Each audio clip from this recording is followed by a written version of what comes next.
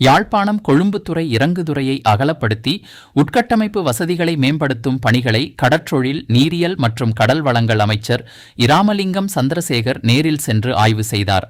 Blue ocean group of companies இலங்கையின் வளர்ச்சியோடு உங்கள் வாழ்க்கையையும் உயர்த்துகிறோம்.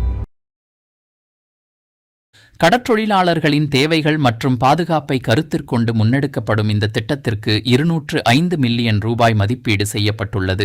முதற்கட்ட பணிகள் நிறைவடையும் நிலையில் உள்ள போதிலும் திட்டமிட்ட கால அட்டவணையை விட பணிகள் சற்று தாமதமடைந்துள்ளதாக அதிகாரிகள் அமைச்சரிடம் தெரிவித்தனர்.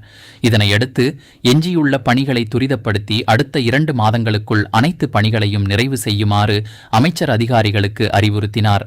இறங்குதுறையை நவீனமயப்படுத்துவதன் மூலம் கடற்றொழிலாளர்களின் தொழில்சார் தேவைகளை இலகுவாக்குவதுடன் அவர்களின் பாதுகாப்பு மற்றும் வசதிகளையும் மேலும் உறுதிப்படுத்த நடவடிக்கை எடுக்கப்படும் என அமைச்சர் தெரிவித்துள்ளார்.